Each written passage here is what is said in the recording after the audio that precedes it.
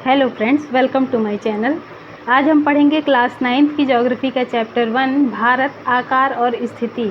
आज के इस वीडियो में हम भारत की क्या आकार है और वो कहाँ स्थित है उसके बारे में हम चर्चा करेंगे। तो आइए शुरू करते हैं आज का वीडियो। सबसे पहले देखते हैं भारत की स्थिति कहाँ है। तो यहाँ पे ग्लोब पूरा शो हो रहा है जिसमें दिखाया गया है कि यहाँ पे बीच में भूमध्य रेखा है। इस भूमध्य रेखा के उत्तर का ये जो पूरा पोर्शन है इसको हम कहते हैं नॉर्दर्न हेमिस्फीयर यानी उत्तरी गोलार्ध। जबकि इस भूमध्य रेखा के दक्षिण का ये जो भाग है उसको हम कहते हैं दक्षिणी गोलार्ध या सदर्न हेमिस्फीयर। भूमध्य रेखा के उत्तर का भाग नॉर्दर्न हेमिस्फीयर और दक्षिण का भाग सदर्न हेमिस्फीयर कहलाता है। जबकि वहीं अगर हम देशांतर के हिसाब से देखें तो ये जो 0 डिग्री की देशांतर रेखा है, इस देशांतर रेखा के पूरब में जितना भाग है उसको कहते हैं पूर्वी गोलार्ध और इसके पश्चिम में जितना भाग है ये पूरा भाग उसको हम कहते हैं पश्चिमी गोलार्ध।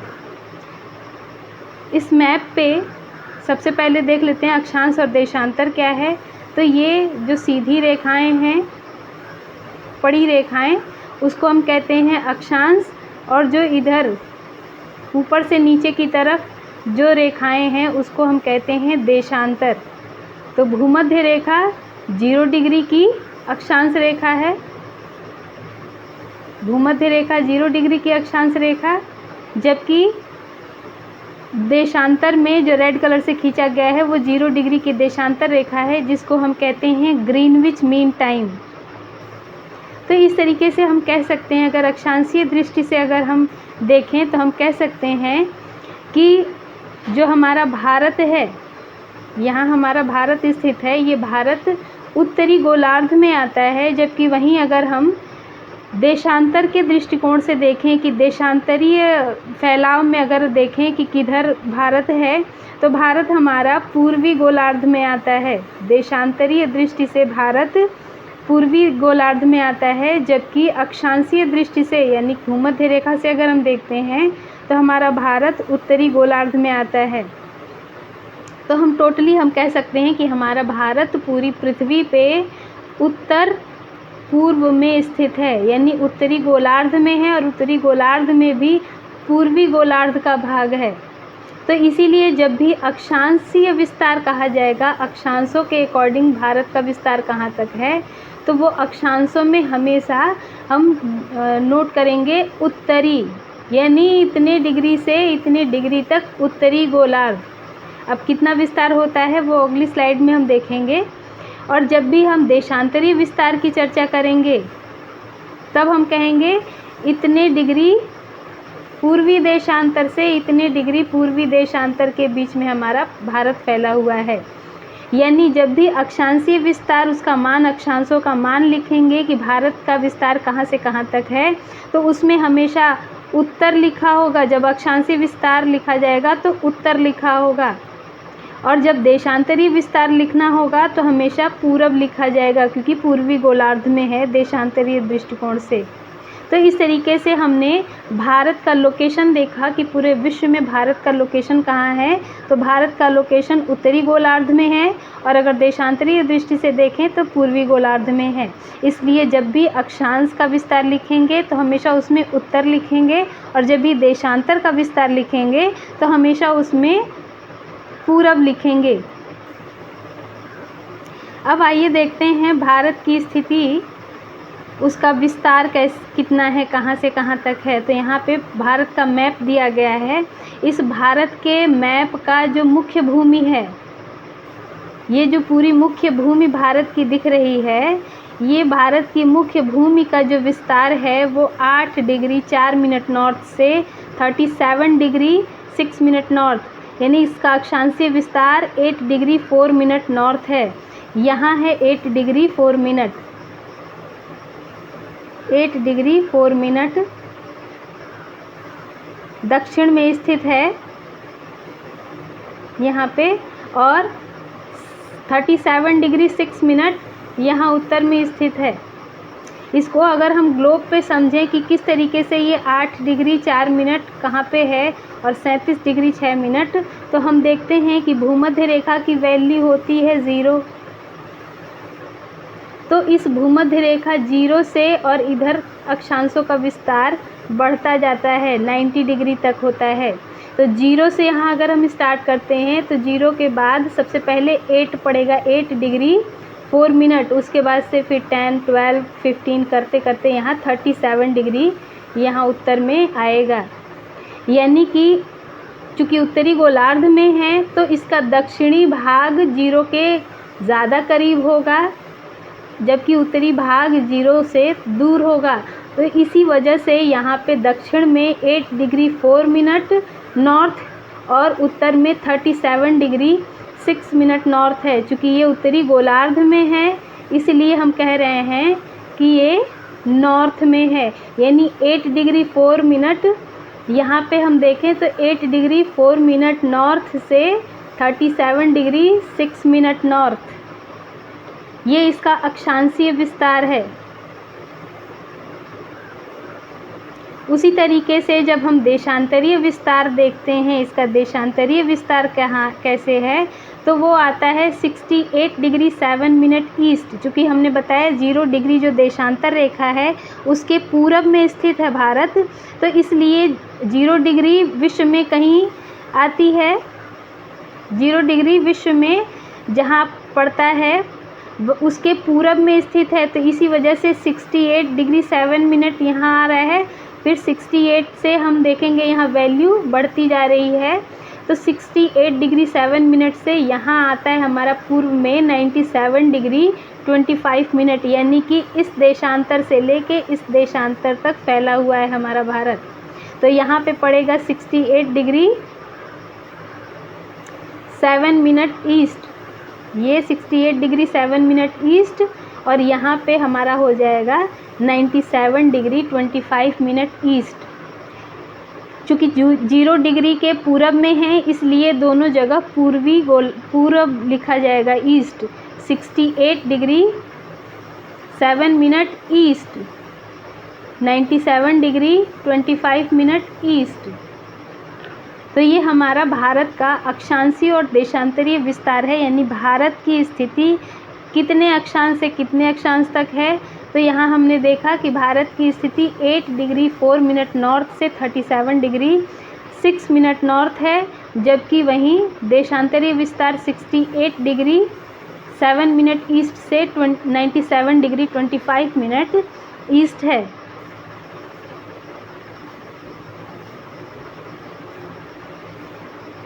इसके बाद हम देखते हैं कि पूरे विश्व में जो 3 रेखाएं हैं, एक तो भूमध्य रेखा है, एक कर्क रेखा और एक मकर रेखा, ट्रॉपिक ऑफ कैंसर और ट्रॉपिक ऑफ कैप्रिकॉर्न। तो जो ट्रॉपिक ऑफ कैंसर है वो भारत के बीचों बीच से गुजरती है। ये रेड कलर की जो लाइन हम देख रहे हैं वही कर्क रेखा है जो लगभग भारत के बीचों बीच से गुजरती है और भारत को 2 बराबर भागों में बांट देती है। तो ये याद रखने की चीज़ है कि भारत को कौन सी रेखा 2 बराबर भाग में बांटती है, कौन सा अक्षांश, तो हम कह सकते हैं कि कर्क रेखा, ट्रॉपिक ऑफ कैंसर, जिसकी वैल्यू होती है 23 डिग्री एंड 30 मिनट या 23 एंड हाफ डिग्री। इसके बाद हम देखते हैं भारत के दक्षिण पूर्व में बंगाल की खाड़ी है। तो हम यहाँ देख सकते हैं ये बे ऑफ बंगाल, भारत के पूरब में दक्षिण पूर्व में बंगाल की खाड़ी स्थित है। इसके अलावा भारत के दक्षिण पश्चिम में अरब सागर है। अब इधर हम देखते हैं लिखा है अरेबियन सी, है ना। तो यहाँ पे भारत का जो पूर्वी दक्षिणी पश्चिमी भाग है वो पूरा बे ऑफ ये अरब सागर स्थित है।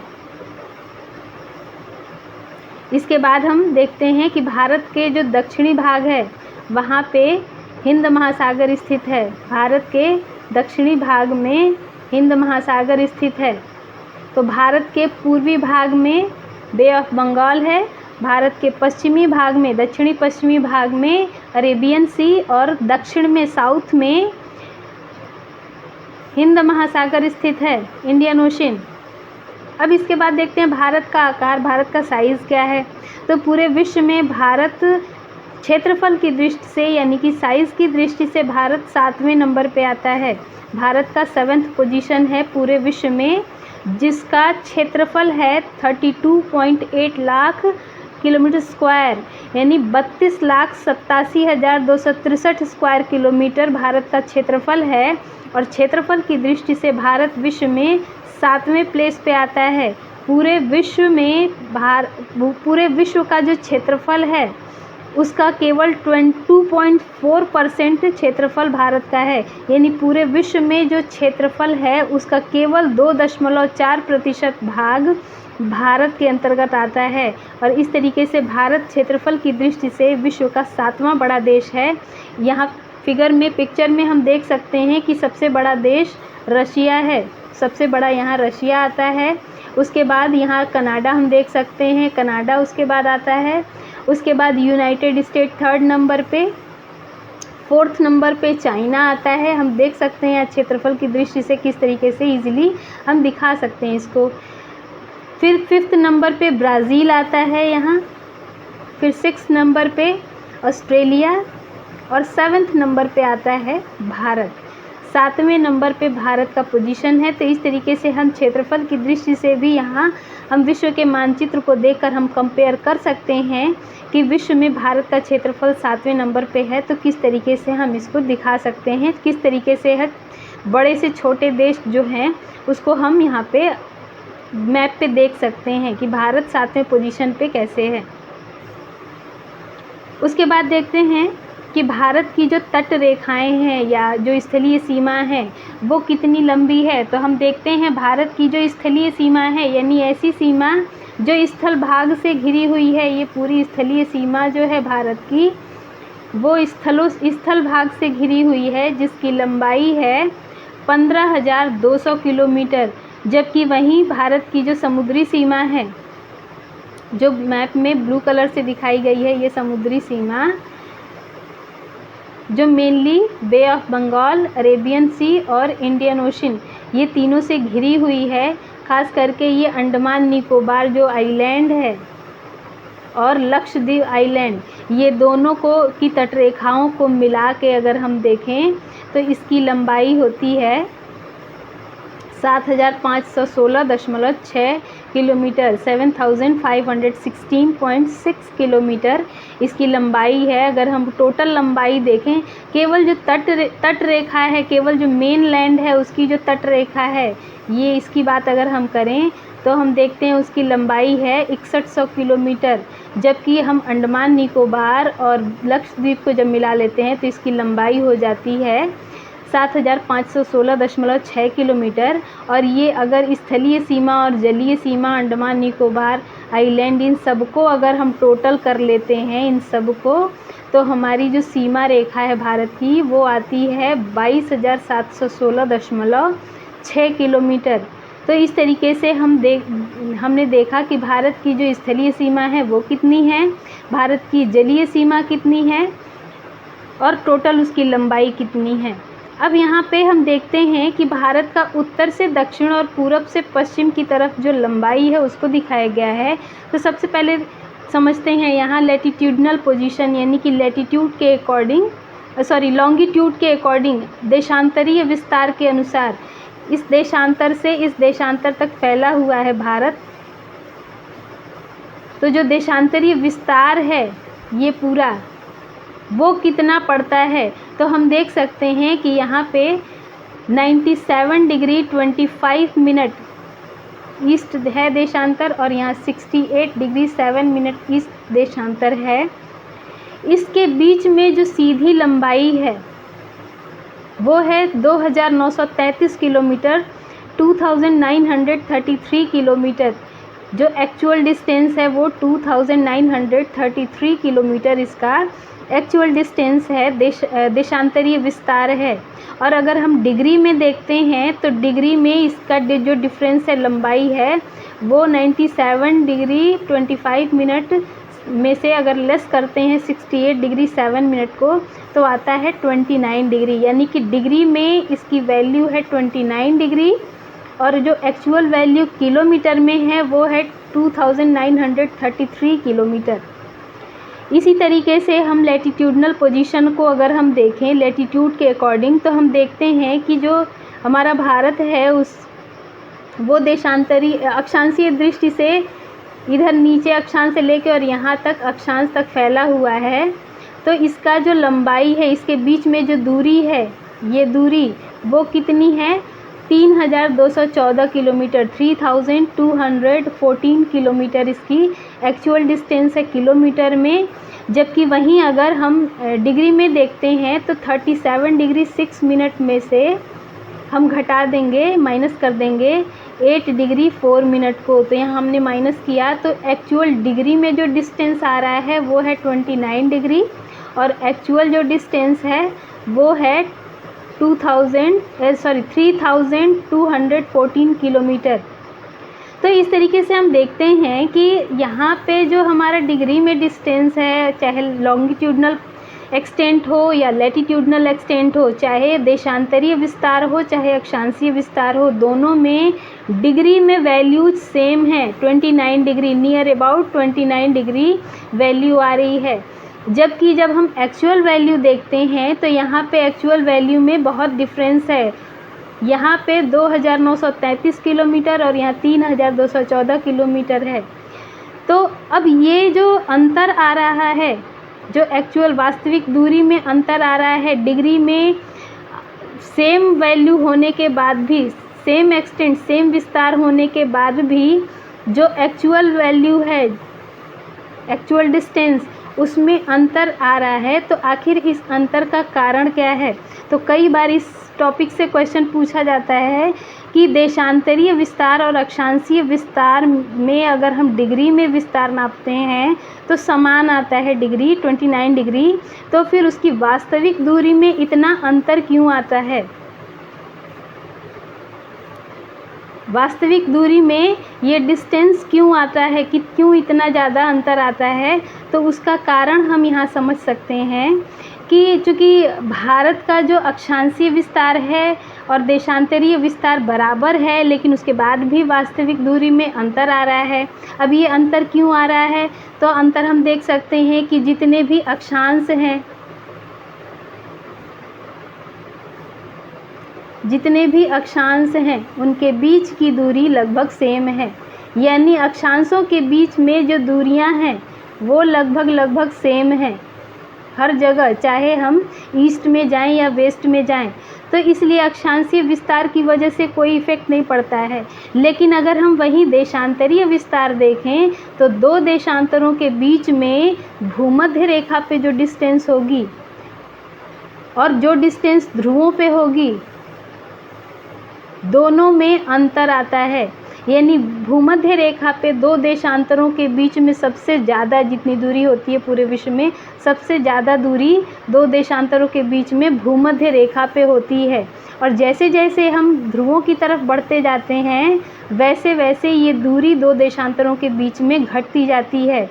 हम यहाँ देख सकते हैं कि इन दो देशांतरों के बीच में दूरी कितनी है, और वही दो देशांतरों के बीच में जब हम उत्तर में जाते हैं तो दूरी कितनी है, हम इसको अच्छे से देख सकते हैं कि वो दूरी धीरे धीरे घटती जा रही है। तो यदि कोई देश भूमध्य रेखा पर स्थित है, अगर यही भारत भूमध्य रेखा पर स्थित होता, इसका यानी जो बीच से कर्क रेखा जा रही है वो बीच से भूमध्य रेखा अगर जाती, अगर भारत की पोजीशन यहाँ कहीं होती इस तरीके से और भारत के बीचों बीच से अगर भूमध्य रेखा जाती, तो भारत का पश्चिम पूर्व और उत्तर दक्षिण विस्तार समान होता। लेकिन चूंकि भारत उत्तरी गोलार्ध में है तो धीरे धीरे ये डिस्टेंस कम होता जाता है। भूमध्य रेखा पे तो डिस्टेंस अधिक है, लेकिन धीरे धीरे ये डिस्टेंस ध्रुवों की तरफ हम जैसे जैसे बढ़ते हैं वैसे वैसे ये डिस्टेंस कम होता जाता है। इसी वजह से ये दूरी जो है वो कम होती जाती है, जबकि ये दूरी इक्वल रहती है। यानी ये दूरी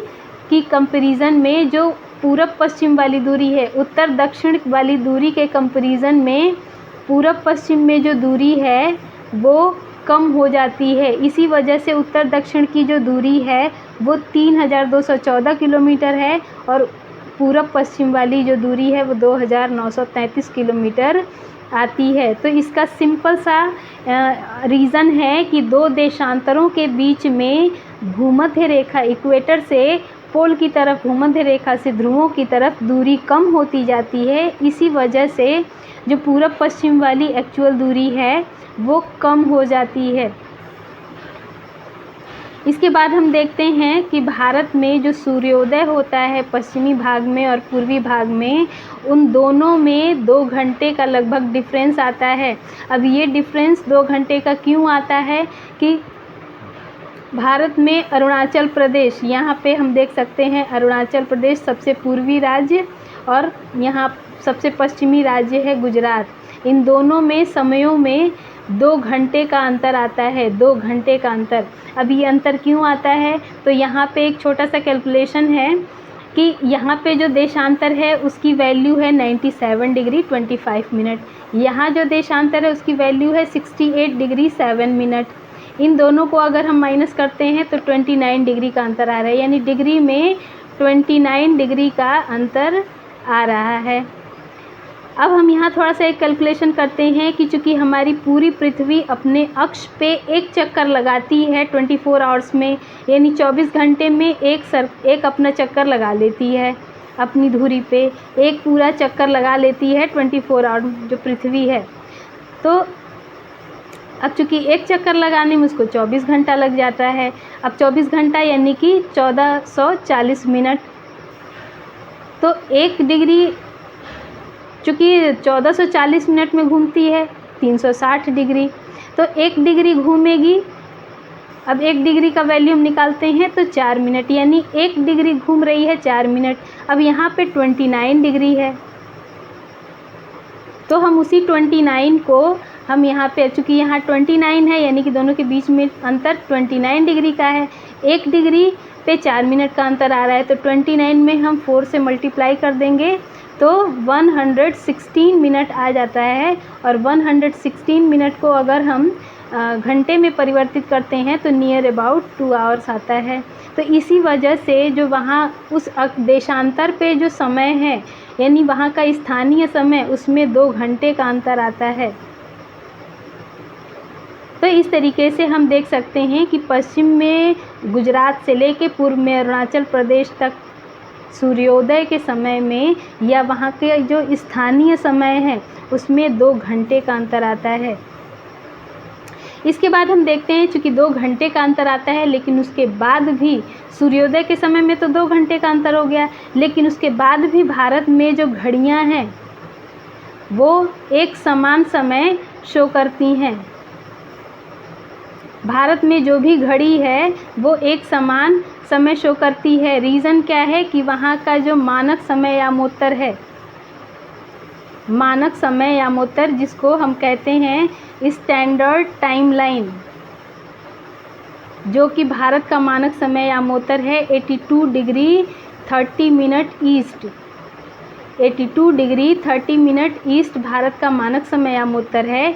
इसी वजह से भारत में जो घड़ियां हैं वो समान समय दिखाती हैं, क्योंकि पूरे भारत में चूँकि 2 घंटे का अंतर आ रहा है पश्चिम से पूरब में, तो बहुत सारा डिफरेंस आ जाएगा हर काम में। कोई इंटरव्यू देने जा रहा है उसको 2 घंटे देर या सवेर हो सकता है, तो इसलिए समय का इतना अंतर न हो उसकी वजह से भारत में जो एक घड़ियों में समय दिखाया जाता है वो इस मानक समय यामोत्तर पे जो समय होता है, यानी कि स्टैंडर्ड टाइम लाइन, उस पे जो समय होता है वही पूरे भारत में फॉलो किया जाता है। अब यहाँ क्वेश्चन आता है कि मानक समय यामोत्तर भारत में 82 डिग्री 30 मिनट को ही क्यों रखा गया है। तो यहाँ पे हम देखते हैं कि जो मानक समय यामोत्तर है वो भारत में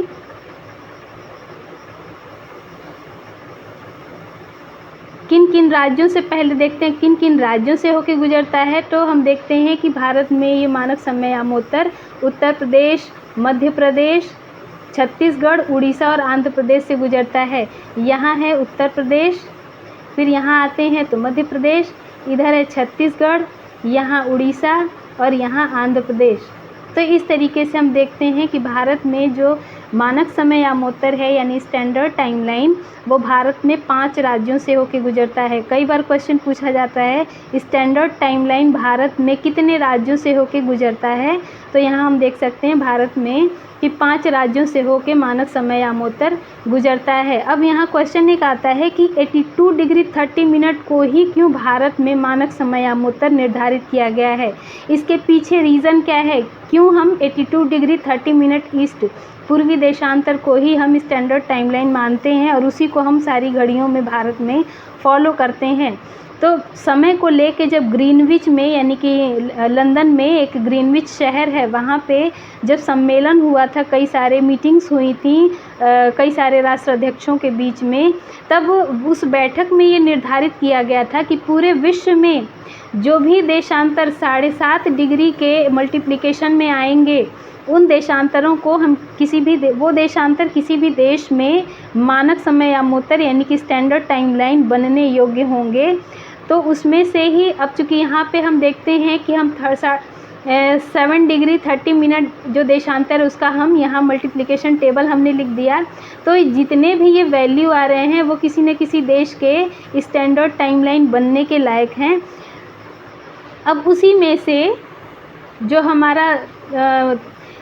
हमारे देश में ये 3 देशांतर हैं जो मानक समय यामोत्तर बनने योग्य हैं। एक तो है 75 डिग्री, दूसरा है 82 डिग्री 30 मिनट और तीसरा है 90 डिग्री।